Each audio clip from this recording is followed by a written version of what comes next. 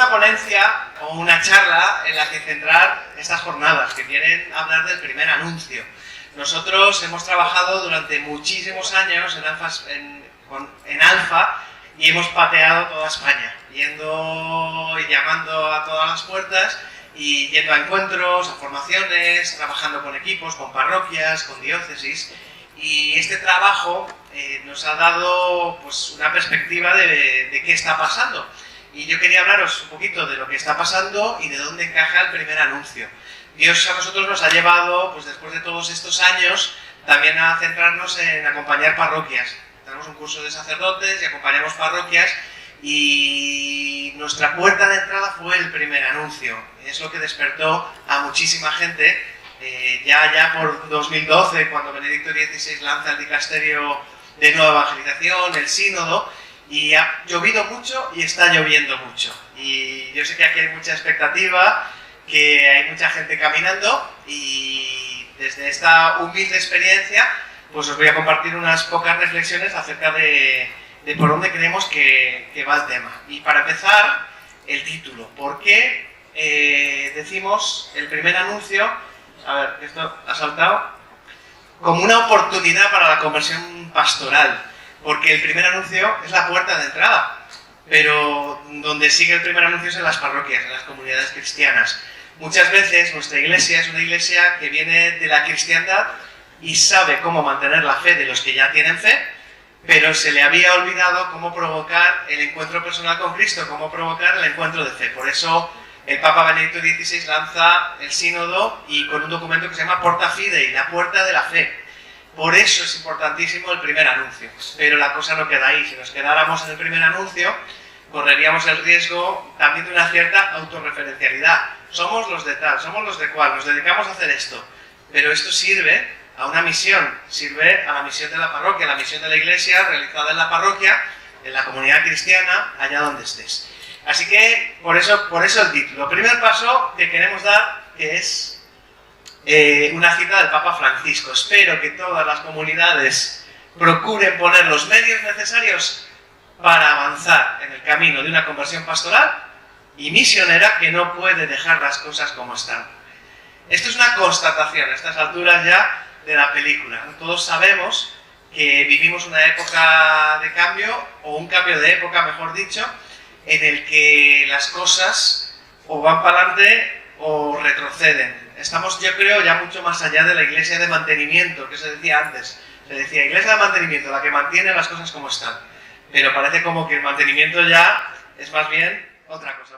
Vamos a hacer un pequeño análisis de lo que está sucediendo en la iglesia. Pero las palabras del Papa Francisco son un faro de esperanza y de luz y también una provocación, como a él le gusta. Porque el no dejar las cosas como están significa muchas cosas. No conformarnos, escuchar la llamada del Señor a través de la iglesia, escuchar el clamor del pueblo, escuchar el corazón de los pastores.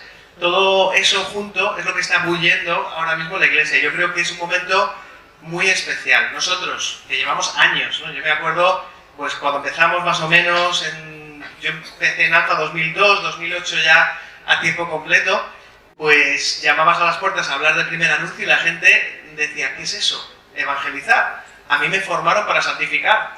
¿Qué es eso de evangelizar? ¿No? Aunque nos parezca ahora una cosa como una contradicción casi. Bueno, ¿qué está sucediendo en la iglesia? Aquí, perdonad si la lectura a veces parece mucho de un solo sitio. Voy a intentar hacer una lectura global. Primer paso, primera cosa que está sucediendo. Hay un cambio de paradigma cultural. Esto es lo que sucede en el ambiente. Es decir, nuestra sociedad ya no es la sociedad de cristiandad en la que nuestras estructuras de pastoral pues florecían y tenían una razón de ser y tenían una lógica. Nuestra sociedad ya no es cristiana. Vivimos la sociedad poscristiana. Así de simple. Podemos llamarla posmoderna, poscristiana, el tiempo de la posverdad, y esta es la fea con la que nos ha tocado bailar. No podemos estar todo el día lamentándonos y añorando una cultura y una época que fue y ya no es. De hecho, el mensaje de Dios es siempre vivo, la palabra es viva y eficaz y es para todos los hombres de todas las épocas. Por lo tanto, Dios tiene una gracia para este momento en esta cultura. Y aunque la cultura sea la fea, digo, con la que nos toca bailar y muchas cosas no nos gusten, es el lugar donde estamos llamados a evangelizar. Es nuestro lugar.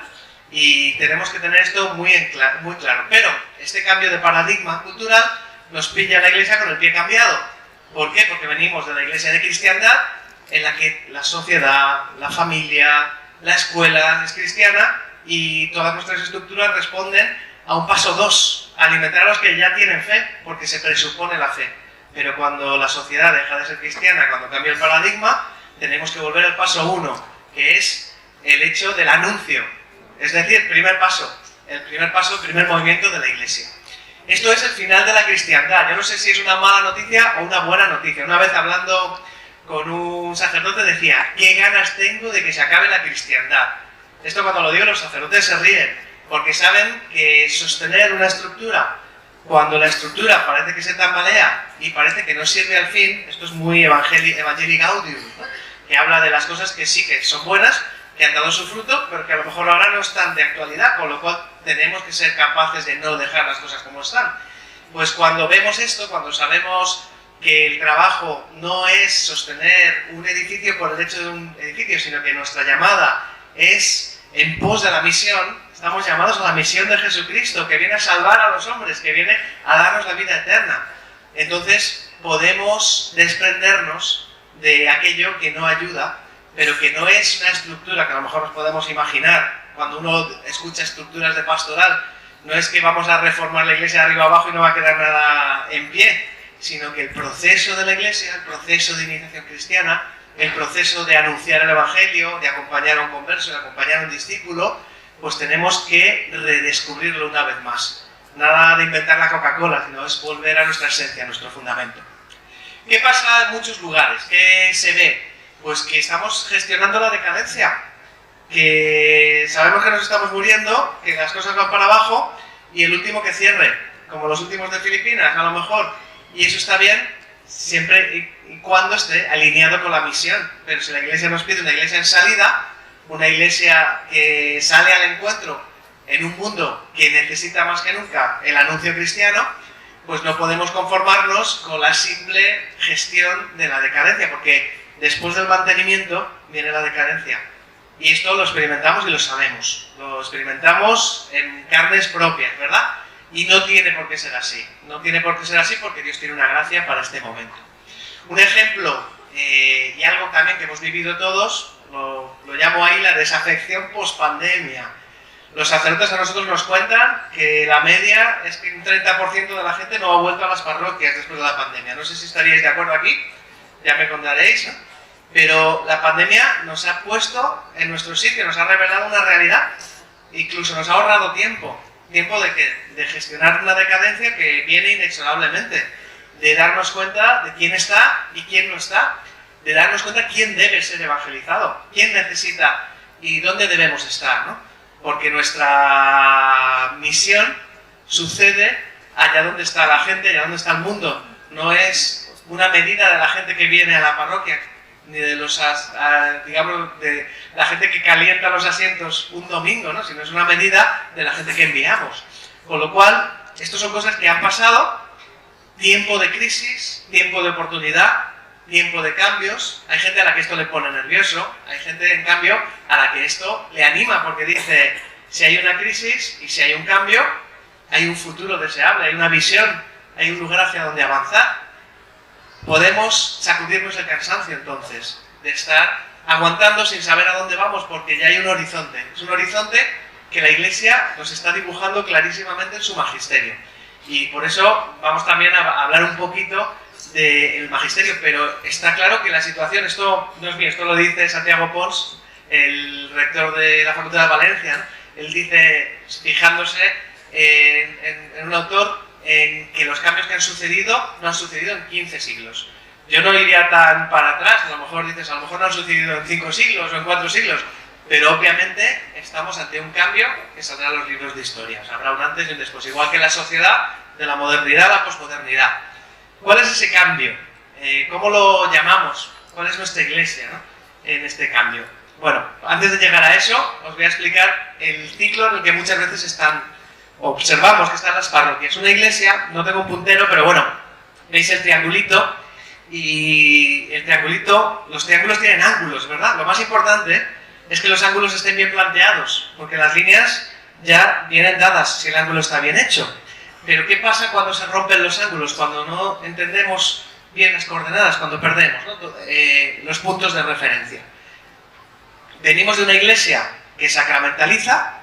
Nada malo con el sacramento, ¿eh? El sacramento no es solo potenciarlo, sino es vivirlo en toda su expresión y su potencialidad dentro de la comunidad cristiana y del caminar cristiano. Pero cuando hemos reducido toda una iniciación cristiana sacramentalista, que se fija en dar el sacramento porque toca a los que les toca, no porque tengan un encuentro personal, no porque tengan una conversión, no porque tengan una madurez, y cuando vivimos para dar el sacramento de esta manera, ¿con qué nos encontramos? Cosas como que la gente empieza a exigir bautizos y luego hacen bautizos civiles y luego empiezan a decir es que la iglesia no nos hace caso porque no me sirven como y cuando yo quiero, en lo que yo quiero, ¿no? Tenemos una iglesia que ha catequizado mucho, ha enseñado hasta la saciedad, pero que tiene como síntomas que no evangeliza, es decir, no hay experiencias de primer anuncio, de encuentro con un Jesucristo vivo y personal, y por lo tanto no envía. Es esa autorreferencialidad de la que habla el Papa Francisco. Esto es un análisis, perdonad, que parece muy negativo, pero luego viene el positivo, ¿eh? Sino es un análisis de situación, cómo estamos muchas veces pastoralmente, cómo están nuestras comunidades, con todo el buen hacer y toda la buena intención del mundo, con una fidelidad a prueba de bombas, porque cuando somos menos, los que quedan son fieles hasta el extremo, o sea, eso hay que ponerlo en valor, pero a la vez en una estructura de pastoral que no tiene bien resuelta la iniciación cristiana, porque la fe la da por supuesta, y entonces pasa directamente a catequizar, con lo cual catequizamos a gente que no tiene fe, y luego tenemos que convertirlos, y eso es una contradicción en términos. La iglesia primitiva, ¿qué hacía? Anunciaba, después de anunciar la gente se convertía, y empezaban un camino que se llamaba el catecumenado, camino del discípulo, camino del catecumenado, en el que llegaban al bautismo primero, después de unos cuantos años, y después a la Eucaristía, catequesis mistagógica. Era todo un recorrido pascual, caminando hacia la vigilia pascual, el centro del año de la comunidad cristiana, en el que la gente iba madurando su fe tras un encuentro personal. Y todo eso lo hemos reducido a una catequesis en la que te aprendes unos contenidos y en la edad que te toca, porque te toca, se te da el sacramento porque te toca. ¿Y qué vemos? ¿Cuál es el resultado? Se confirma 99, queda uno en la parroquia, ¿no? Y no es una cuestión de números, obviamente hay un valor en la recepción del bautismo que hay que salvaguardar, debemos salvaguardarla, pero también no debemos minusvalorar o abaratar el sacramento. Es una oportunidad de conversión, es una oportunidad de crecimiento y tenemos un potencial ahí, todavía tenemos gente que viene a pedirlo.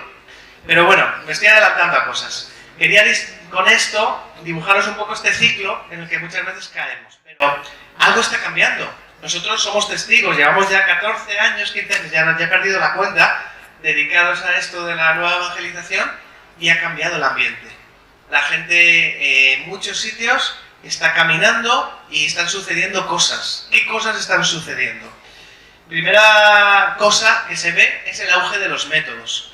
Acá se van a presentar métodos, también vamos a dar talleres sobre los métodos y aquí ya han llegado, ¿verdad? Aquí, pues, cursillos ha tenido una importancia, ¿verdad? Tenéis Emaús, Alfa, la parte que nos toca también ha llegado, no sé si tenéis seminarios de vida en el espíritu, hay diferentes cosas. Nosotros vivimos en Madrid y hay un auge tal en Madrid que es que no puedes reservar una casa de ejercicios con menos de 2 años. En Toledo también está pasando, en Barcelona pasa en muchos sitios. La gente está abrazando los métodos. Ojo, que una cosa es abrazar los métodos y otra cosa es ir con los métodos a alguna parte. De eso hablaremos también. Porque el método por el método también puede ser autorreferencial, pero es algo diferente. Es la hora de los métodos, en donde la gente puede adoptar la misión a través de experiencias que no son movimientos. Es decir, tú no eres de un método. Tu parroquia practica un método, ¿no? Tu comunidad practica un método. Lo importante es la comunidad, es la hora de las parroquias. La iglesia diocesana se está moviendo, como no se había movido en mucho tiempo. Nosotros que trabajamos con sacerdotes de toda España, ¿no? Hacemos un curso para sacerdotes y luego tenemos una red de parroquias intentando acompañar en la medida de lo que podemos y vemos que llevamos ya 7 años más o menos con el curso y al principio la gente les preguntabas, ¿dónde está tu parroquia? Y decía, en el preconcilio prácticamente, ¿no? Y ahora mismo, ¿dónde está tu parroquia? Pues todos queremos hacer métodos, ¿no? O sea, ha cambiado algo a nivel de la mentalidad de la gente. ¿Qué más está pasando? Deslocalización experiencial. A ver, Cristi siempre dice que me invento una palabra por charla. Es mentira, me invento 2 o 3, ¿vale? Si hay alguna que suena muy rara, pues luego me lo decís. La gente no va necesariamente a su parroquia a tener este tipo de experiencias. Hay un retiro que es en un lugar fuera de la parroquia, hay una oración que sucede en otro sitio, la gente se mueve. Esto nos pone en cuestión. Hay un documento que es sobre la conversión pastoral de la parroquia que salió hace 3 años, que habla de la territorialidad. ¿Dónde queda la territorialidad de las parroquias?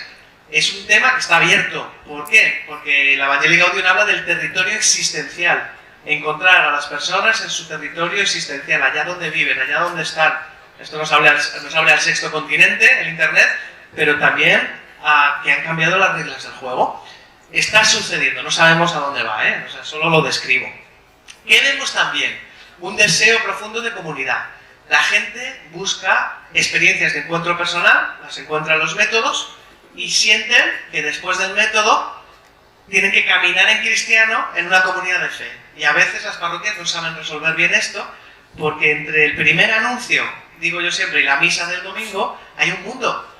¿Cuál es el mundo ese? El catecumenado, el camino del discípulo que es acompañado, que va creciendo, y muchas veces no lo tenemos bien resuelto porque estábamos acostumbrados a catequesis y todos para misa y ya está. Una vez que has cubierto la época en la que recibes catequesis, ya pues eres un consumidor. Vienes a recibir, perdonad si suena un poco bruto, estoy generalizando, yo sé que hay muchos matices en lo que estoy diciendo, pero en general, pues nuestra iglesia tiene también que recuperar no solo caminos de primer anuncio, sino caminos de catecumenado, cómo acompañar al converso. Este es el bendito problema que surge cuando hacemos primer anuncio, que nos damos cuenta de que no podemos soltarlo directamente en la misa del domingo sin un acompañamiento, sin un crecimiento. Ya lo intuyó esto la Iglesia en el Concilio Vaticano II, restaurando el RICA y aconsejando la iniciación de adultos en la confirmación, con un camino muy bien hecho y muy bonito, ¿no? Es decir, historias que están sucediendo que nos dan esperanza y que nos indican que el pueblo de Dios está sediento de un encuentro personal y de un caminar como comunidad, que se puede y se debe resolver dentro de la parroquia y dentro de la comunidad cristiana. Avanzo un poquito más. ¿Qué hemos visto en estos años? Cómo Dios ha ido encendiendo fueguecitos. Es muy bonito, ¿no? Cómo estos fuegos, Dios guarda la fe en los corazones de las personas y los fuegos van surgiendo y ahí sale Castellón, ¿no? Más o menos el fuego está a la altura de Castellón, está bien ubicado, ¿verdad? ¿Estamos bien? Estamos ahí. Bien, pues hemos visto cómo se han ido interrelacionando. Lo más hermoso del primer anuncio de la nueva evangelización, de este mover de Dios, es que nos pone en relación unos con otros y nos hace comunidad de primer anuncio también. En vez de hacernos todos del movimiento, estamos todos en pos de la llamada de Dios, practicando el primer anuncio. Nosotros nos sentimos los privilegiados de tener amigos pues por toda España, que vemos en ellos lo mismo que estamos viendo en nosotros, en el de enfrente, en el de al lado, porque Dios está suscitando esto en su pueblo. Y esta interconexión es una nueva unidad también para la Iglesia. Nos da, en vez de una identidad en torno a unas siglas, nosotros somos de tal movimiento, nos da una unidad en torno al primer anuncio. Nosotros somos la Iglesia que está anunciando, que es precioso. Bueno, ya entramos un poquito en harina, ¿no? Ya tras esta pequeña introducción. ¿Cuál es la propuesta de la Iglesia? ¿Qué nos pide en este momento? ¿A dónde nos llevan los documentos magisteriales? Primer punto, esto es Pablo VI, puesto en valor por Benedicto XVI en la homilía de inauguración del Sínodo 2012. La Iglesia existe para evangelizar. Ojo, esto no es la labor de lo que hace la Iglesia, no es simplemente una acción. No vamos a evangelizar porque es lo que toca, es que esto es lo que somos. Para recuperar nuestra identidad plena como Iglesia, la vamos a recuperar en la medida en la que seamos, y para ser, lo vamos a redescubrir ¿en dónde? En el encuentro personal con Jesucristo, en Pentecostés. Eso es lo que es la evangelización, volver al primer momento, la primera hora, el primer amor. Esto suena muy bien, y imaginaos el potencial en una diócesis si decimos, volvamos al primer amor, volvamos a la primera experiencia, la experiencia fundante, aquello por lo que estamos todos aquí, el encuentro con Jesucristo. Quitémonos de rollos, ¿no? A veces estamos cansados intentando ahí aguantar, ¿no? Estructuras, tradiciones. No es que las rompamos, al revés, es que profundicemos en ellas. Volvamos a la esencia, al corazón de todo esto. Aquello de donde salimos, de donde partimos. La Iglesia existe para evangelizar. Evangelii Nuntiandi, EN. Aparecida. Esto es el preámbulo de Evangelii Gaudium. En 2007 los obispos de Latinoamérica, con el que luego sería Papa Francisco de presidente, pues emiten un documento en el que habla de poner a toda la Iglesia en estado de misión. Y para poner a toda la Iglesia en estado de misión dicen, ninguna comunidad debe excusarse de entrar decididamente, con todas sus fuerzas, en los procesos constantes de renovación misionera y de abandonar las estructuras caducas que ya no favorecen la transmisión de la fe. Esto es muy fuerte porque abandonar estructuras caducas que ya no favorecen la transmisión de la fe, hay gente que lo puede leer diciendo, pues entonces vamos a arramblar con todo, ¿no? Y acabemos con todo. Y ojo, ¿cuál es la estructura de la que habla el magisterio? Esta es mi gran pregunta, ¿no? Yo siempre que estudio el tema me lo pregunto, ¿a qué se refiere el magisterio con esto? Evangelii Gaudium 25. La reforma de estructuras que exige la conversión pastoral para que toda estructura eclesial se convierta en un cauce adecuado para la evangelización del mundo actual, más que para la autopreservación.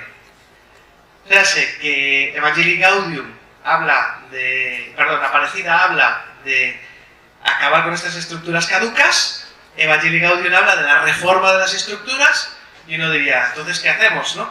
¿Habrá que acabar con las parroquias? Y no, todo lo contrario, Evangelii Gaudium 28. La parroquia no es una estructura caduca. Esto es súper importante.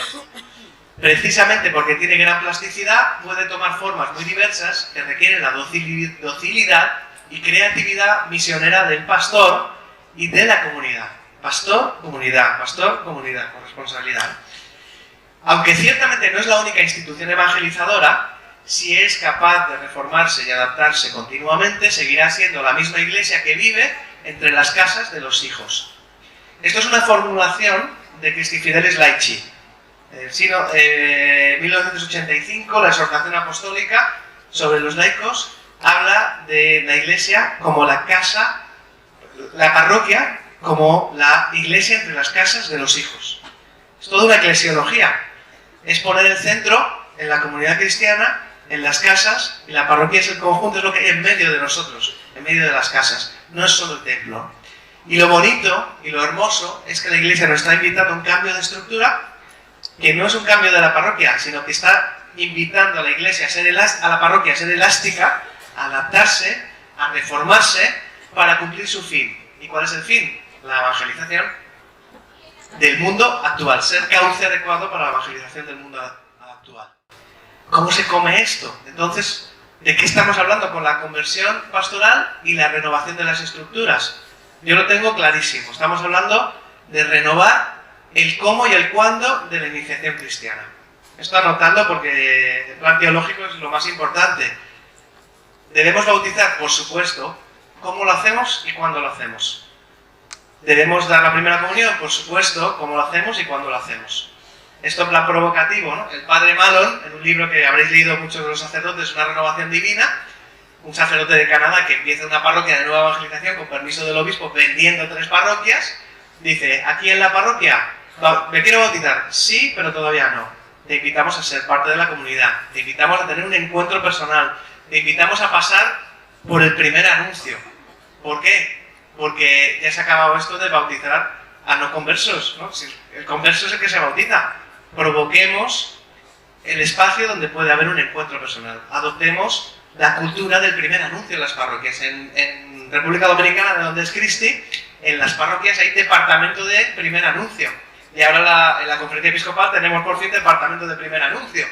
Pues, ¿por qué no en todas las parroquias? Tener esta claridad de que la iniciación cristiana se tiene que potenciar y tenemos que usar toda su potencialidad a la vez. Es decir, no demos pasos precipitadamente. No nos adelantemos al tiempo o a la madurez de las personas o al encuentro personal. Esta es la invitación que se nos hace. Y esta es la reforma más difícil, porque toda la vida se ha hecho así, tenemos a la gente exigiéndonos el sacramento, aunque la realidad es cuánta gente se casa ya. ¿Cuál es el porcentaje aquí en la diócesis? Estamos así, ¿verdad? Esto es sintomático. Hasta ahora más o menos aguantábamos, pero ahora que va así, cada vez bautizamos menos y enterramos más. Esa es la realidad. Esto se le puede dar la vuelta. Lo estamos viendo suceder. Hay lugares donde se da la vuelta a esta estadística. Pero hay que ser valientes. Hay que saber también que para hacer esto hay que dar una propuesta clara, arriesgada y valiente. Es decir, ¿quieres recibir el acompañamiento de la comunidad cristiana? Pues te propongo a Jesucristo. No te propongo simplemente un rito de pasaje o un sacramento que sé que te voy a dar y no vas a volver. Te propongo un encuentro personal con Jesucristo. Te propongo el primer anuncio. Bueno, con eso ya llegamos y con esto ya voy aterrizando del todo a lo que nos ocupa aquí. Y es el primer anuncio. ¿Para qué sirve el primer anuncio? ¿Cómo podemos encajarlo en nuestras estructuras de pastoral, en nuestras parroquias, en nuestras comunidades? ¿A dónde nos puede llevar el primer anuncio? Porque el primer anuncio, como hemos dicho al principio, como os he dicho, es la puerta de entrada. Pero una vez que atravieses la puerta entras en la casa de los hijos, ¿no? La casa de Dios, la casa de la familia de Dios. No podemos quedarnos siempre en la puerta. Por lo tanto, el primer anuncio tiene que tener algo detrás. Yo lo llamo la chispa de la conversión pastoral. La conversión pastoral, una definición muy rápida, es pasar de ser una iglesia del segundo momento, la que catequiza, la que acompaña, la que mantiene, a volver a ser una iglesia del primer momento, la que anuncia, la que produce el encuentro personal con Jesucristo y acompaña a los que han nacido a la fe. Es una cosa que es muy sencilla, parece de perogrullo, pero que se nos ha olvidado hacer. Dice Evangelii Gaudium 164. Hemos redescubierto también que también en la catequesis tiene un rol fundamental el primer anuncio o querigma, que debe ocupar el centro de la actividad evangelizadora y de todo intento de renovación eclesial. ¿Queréis renovar las cosas? ¿Queréis no dejar las cosas como están? El camino es el primer anuncio, nos lo está diciendo el Papa clarísimo. Todo intento de renovación eclesial empieza por el primer anuncio. El primer anuncio nos hace visualizar lo que pueden ser las cosas. Nos da la ilusión, la alegría del primer encuentro. Nos hace ver carne fresca, si me permitís la expresión, ¿no? Qué ilusión, ¿no? La fe del que acaba de encontrar la fe. La fe del que acaba de ser salvado, de que se ha encontrado con Jesucristo. Qué estímulo para las comunidades cristianas. Y si queremos evangelizar, debemos empezar por la puerta. Es así de simple. ¿Qué es lo que ha hecho siempre la Iglesia? Esto yo lo llamo el ciclo evangelizador de la Iglesia. La Iglesia nace en Pentecostés y lo primero que hace San Pedro, es predicar el querigma. ¿Qué es el querigma? Este Jesucristo, a quien vosotros habéis crucificado, Dios lo ha constituido Señor. Y la gente responde, ¿y entonces qué debemos hacer? Arrepentíos de vuestros pecados y bautizaros en el nombre del Padre. Bueno, en el nombre del Padre se dice arrepentíos y bautizaros. Simplemente eso, ¿no? La Iglesia anuncia, primer paso. Cuando anuncia, la gente responde. Segundo paso, esto nos lo olvidamos a veces. A veces damos clase. En la Iglesia estamos muy acostumbrados a dar clase sin respuesta de la gente, ¿no? Como las clases, se dice una lección magistral, ¿no? Un profesor se suelta un rollo y tú tomas apuntes. Pero el primer anuncio es una invitación de dos sentidos. Viene con respuesta de la persona. Si la persona dice sí, por la gracia de Dios, porque es el Espíritu Santo el que convence, de eso hablaremos al final, ahora Cristi nos va a hablar. Si la persona dice sí, entonces empieza el camino en la comunidad cristiana. Eso se llama catecumenado. Se puede llamar ahora discipulado, pero es lo que la Iglesia siempre ha hecho. Caminar hacia el bautismo. Caminar, porque no es lo mismo convertirte que bautizarte. Eso es lo que pasaba entonces. Se camina hacia el bautismo, se camina hacia la plenitud, a la Eucaristía, que es fuente y cumbre. En la medida en la que somos discípulos, somos enviados. Es lo que pasa en la confirmación. La Iglesia en la confirmación nos confirma y nos envía. Y en la medida en la que somos enviados a evangelizar. Con lo cual, se produce el ciclo virtuoso. o evangelizador de la iglesia. ¿Os acordáis que os enseñaba la imagen del ciclo insano de la iglesia? Una iglesia que no circula, donde no corre el aire, donde no hay circulación de las cosas, está todo estanco. Estamos encerrados en nuestros templos, en nuestras parroquias, esperando que la gente venga. Pero cuando la iglesia sale, genera este movimiento y vuelta a empezar. ¿Cuál es la buena noticia? Que cuando la iglesia nació, evangelizó el mundo entero, hizo discípulos por el mundo entero y envió misioneros al mundo entero. Pero cuando ya estás aquí abajo, si veis la flecha amarilla, ¿no? Que todo parece que va abajo, y cuando ya la misión parece que está agotada, la buena noticia es que la renovación está a la vuelta de la esquina. Solo tienes que dar la vuelta a la esquina y ya estás en la evangelización. Ahí es donde estamos ahora mismo. Solo hay que dar la vuelta a la esquina y volver a evangelizar.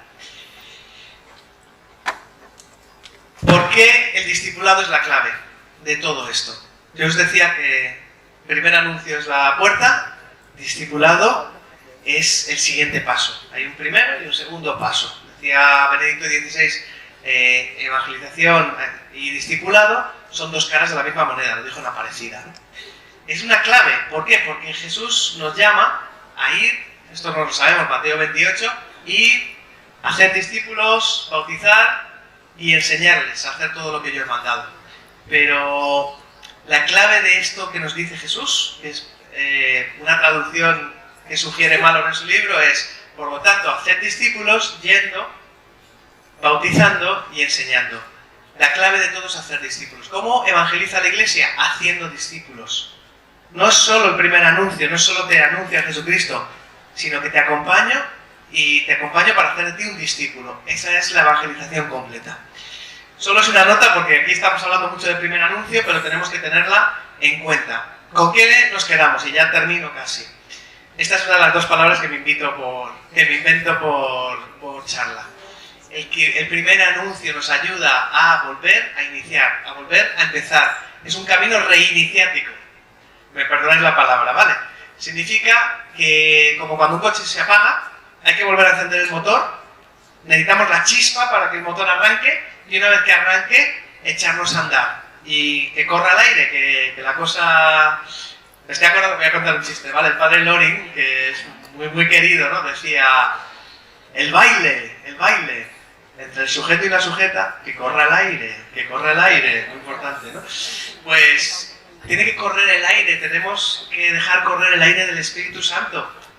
El Espíritu Santo produce ese dinamismo en la iglesia. En la medida en la que nos echamos a andar, haremos que el Espíritu Santo se sienta libre y pueda trabajar. Bueno, por lo tanto, reiniciemos las cosas sin miedo. El cambio de estructuras no es un cambio porque sí. Lo que estamos haciendo es reubicar el primer anuncio dentro de lo que hacemos, y este es el camino para que la iniciación cristiana nos lleve a la conversión pastoral. Es simple, lo hemos hecho toda la vida, es lo que la iglesia hace, no nos estamos inventando nada, solo tenemos que volver a arrancar. Y para volver a arrancar, pues qué mejor que el Espíritu Santo. Pero, ojo, cuidadín, y esto es uno... Ya Cristi me dice que me estoy pasando un montón y vamos fatal de tiempo. Ojo con una cosa, hacer primer anuncio sobre la estructura de cristiandad nos lleva de vuelta al mismo sitio donde estábamos. Esto es lo que Malon también llama el efecto gravitacional. ¿Qué significa la gravedad? Que todo tiende a volver al suelo, ¿no? Esto lo hemos visto nosotros. Si adoptamos los métodos, adoptamos el primer anuncio, pero no adoptamos la reforma de la estructura de pastoral, esto va para los teólogos, los pastoralistas, estamos trabajando para volver al mismo sitio en el que estábamos. Porque la invitación del primer anuncio no es autorreferencial, porque no se queda en sí misma, y porque la cultura nos lleva de vuelta a hacer lo que siempre se ha hecho. Y no es que haya nada malo, pero quizás no es lo que toca. Bueno, conclusión.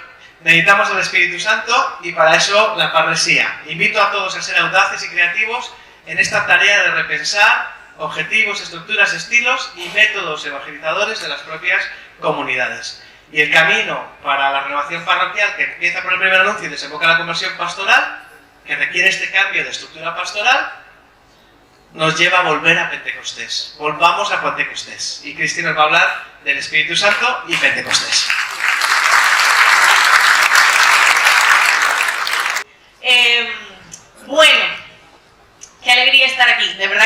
porque me emociona ver tanta gente interesada en estas cosas que están pasando en la iglesia.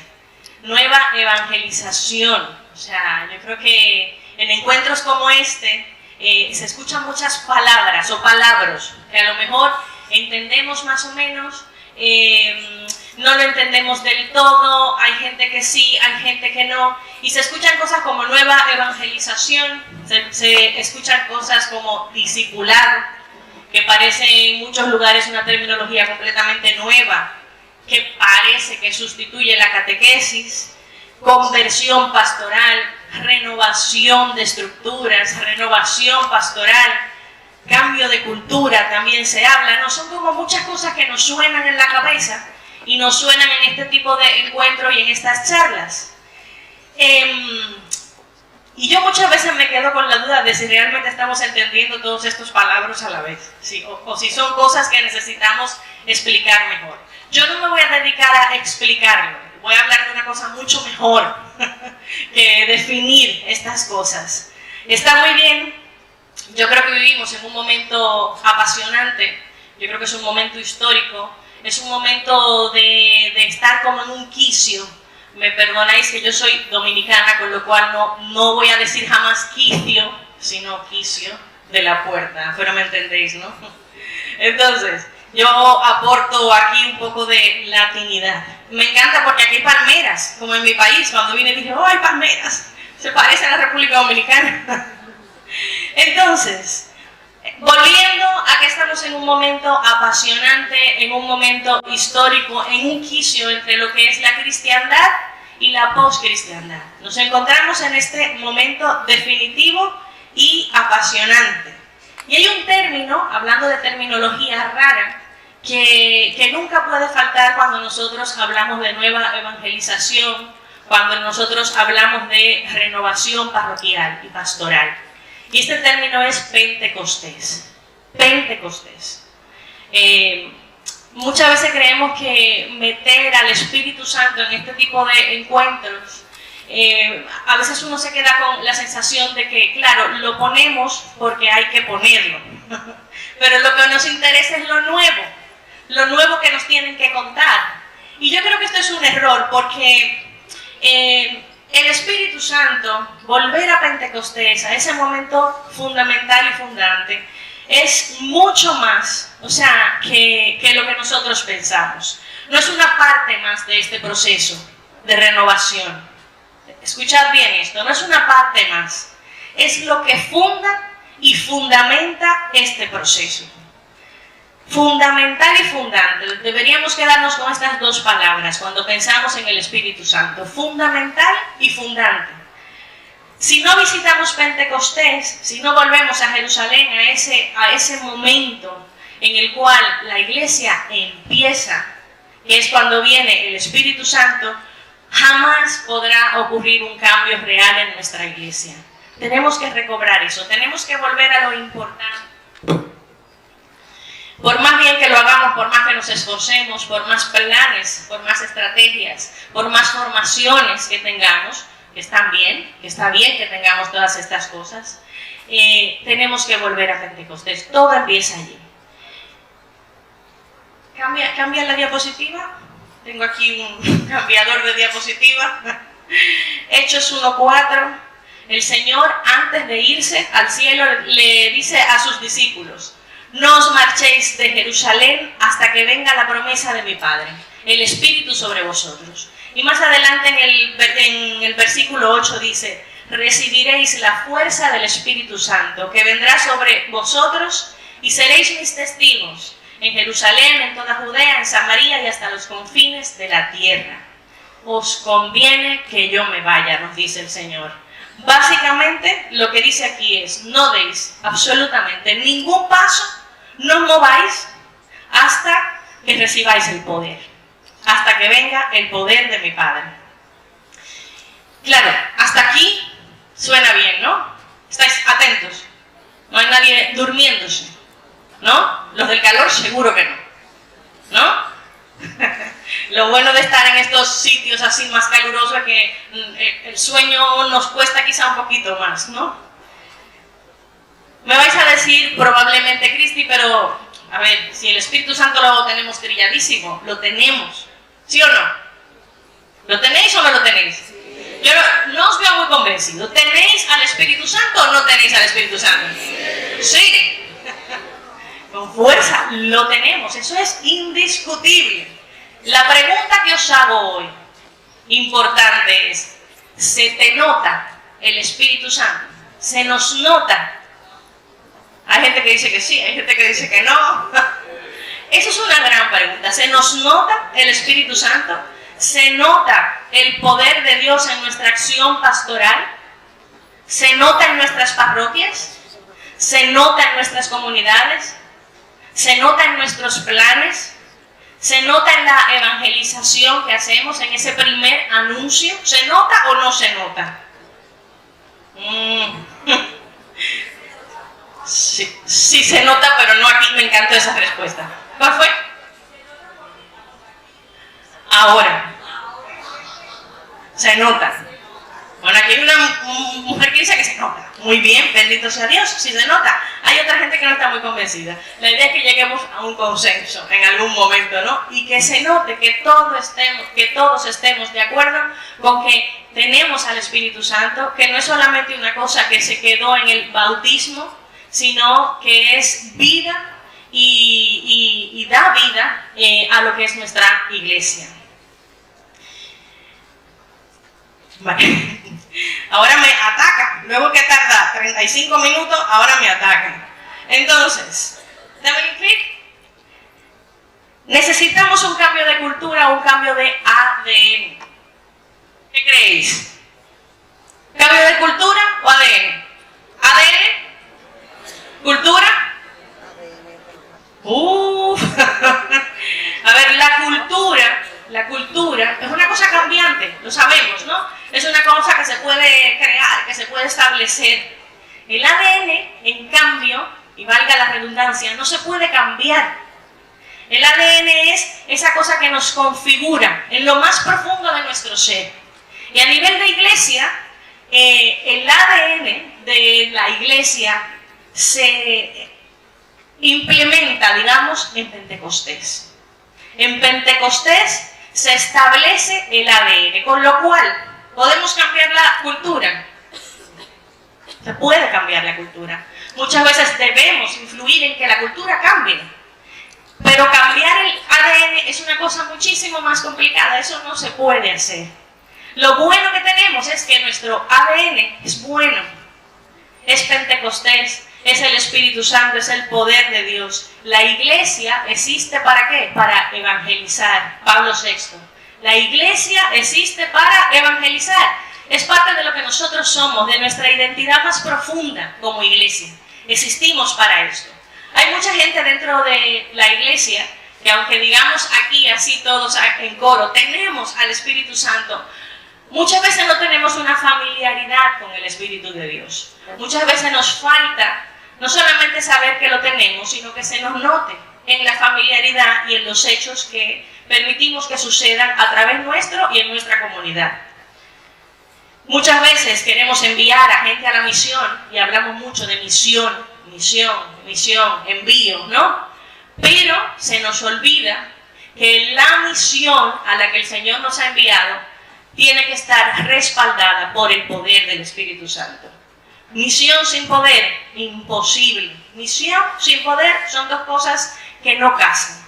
Somos conscientes de la misión, pero nos hemos olvidado del poder necesario para llevar a cabo esta misión.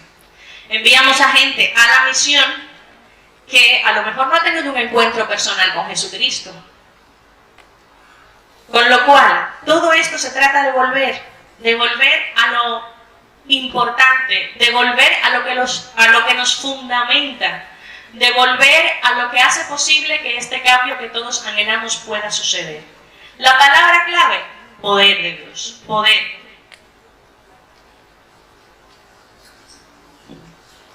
Hay una cita de Evangelii Nuntiandi en el número 12 que dice: así termina su revelación, hablando de Jesús y su obra, ¿no? Y dice: completándola y confirmándola con la manifestación hecha de sí mismo, con palabras y obras, con señales y milagros, y de manera particular con su muerte, su resurrección y el envío del Espíritu de verdad. Aquí está clarísimo. Yo creo que no se puede decir más alto ni más claro. ¿Cambia? Esto fue en Estados Unidos hace años ya, hubo un gran apagón, un apagón general, que puso todo en crisis en ese momento. Duró muy poco tiempo, pero fue un apagón general en Estados Unidos. Provocó muchísimos disturbios en la calle y no sé qué. Y salió en un periódico esta foto. Y esta foto era de una iglesia católica que tenía fuera este letrero que dice: iglesia cerrada por falta de energía eléctrica. Pero en inglés, mi inglés es muy malo, ¿vale? Pero dice church, closed, no power. Muy bien, gracias. Iglesia cerrada, entre comillas, por falta de poder, no power. A mí me encantó porque yo dije, bueno, pues a lo mejor esto lo podemos colgar en algunos lugares, ¿eh? Podría ser. ¿Será que vale para que lo imprimamos y lo pongamos en algunos sitios? Ojalá que no. Yo creo que no. No debería ser. Esto debería hacernos plantearnos, debería hacernos pensar qué estamos dando, qué nos falta, por qué no se nos nota. Si todos lo tenemos, si nuestras parroquias se supone que tienen una estructura de pastoral basada en el poder del Espíritu Santo, ¿por qué no se nos nota? Entonces, para terminar, ¿pasa la siguiente? Voy a señalar unos signos, porque muchas veces todas estas cosas se quedan como así, como un poco en el aire. Entonces, mi parroquia, mi comunidad católica, cristiana, ¿vivimos con el ADN de Pentecostés, sí o no? Mucha gente diría sí, deberíamos. Pero ¿cuáles son esos signos que nos hacen ver que es verdad, que funciona? ¿Lo queréis saber? Vamos a ver. Lucas 4, por el micrófono, Lucas 4, 18 al 19 dice: el Espíritu del Señor está sobre mí porque me ha ungido. ¿Para qué? Para anunciar a los pobres la buena nueva. Me ha enviado a proclamar la liberación a los cautivos, la vista a los ciegos y para dar libertad a los oprimidos, para proclamar el año de gracia del Señor. Aquí está la clave. Aquí está la clave. Este es el kit de la cuestión. El ADN de Pentecostés va mucho más allá de una serie de estrategias y cambios que siendo todos muy válidos, no son suficientes. Signo número 1.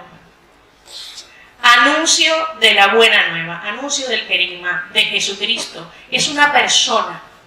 No estamos anunciando una religión, ni unos modos, ni una moral, ni unas costumbres, ni una filosofía. Estamos anunciando una persona que es Jesús. Y eso no se nos puede olvidar, porque todos nosotros debemos ser ese Jesús en medio de los lugares de donde estamos. A veces damos por supuesto la fe de los que están dentro. Y cuando estamos pensando en evangelizar, siempre estamos fijándonos en los de fuera. Pero muchas veces tenemos que empezar por un proceso de pensar y descubrir si los que están dentro de mi parroquia son los primeros que necesitan ese primer encuentro con Jesucristo. Anuncio de la buena nueva. Es importante. Número 2. Frutos de conversión. Frutos de conversión. ¿Evangelizamos, sí o no? ¿Evangelizáis en vuestras parroquias? La mayoría sí, ¿no? Y los que no, lo queréis hacer. Evangelizamos. ¿Cuánta gente se convierte de esa que evangelizas? Porque a veces evangelizamos, pero luego no hacemos un recuento y no nos preguntamos, vale, pero ¿cuáles son los frutos de esto? Evangelizamos este año a 500 personas. ¿Cuántos se convirtieron de esa gente? 3. ¿Hay un problemita? Hay un problemita. Y eso es una cosa que muchas veces en la iglesia nos da miedo, pero tenemos que tener, o sea, la humildad de evaluarnos. Y para eso ya empiezan a haber, digamos que, metodologías que nos permiten ver si las cosas están funcionando o no. No pasa nada. Aunque sabemos que los frutos del reino son mucho más que lo que nosotros podemos ver, pero sí podemos de alguna manera evaluar. Entonces, ¿cuáles son los frutos de conversión que tenemos? ¿Algo está fallando o no está fallando? ¿Tenemos fruto o no tenemos fruto? Número 3, los signos del reino. ¿Cuáles son los signos del reino? Lo dice muy bien en la cita que leímos. Liberación de los cautivos, vista a los ciegos, año de gracia del Señor en medio de nosotros. La gente de mi parroquia realmente vive una vida abundante en Cristo Jesús, ¿o no? Vemos a gente contenta caminando por los pasillos, gente que se abraza, gente que se quiere, que ora unos por otros, que está pendiente de lo que necesita el hermano. ¿Eso es lo que sucede regularmente en mi parroquia o eso es la excepción? Tenemos a 3 que son así. Y los demás estamos ahí guardando un banco y mirando mal a todo el nuevo que llega, ¿no?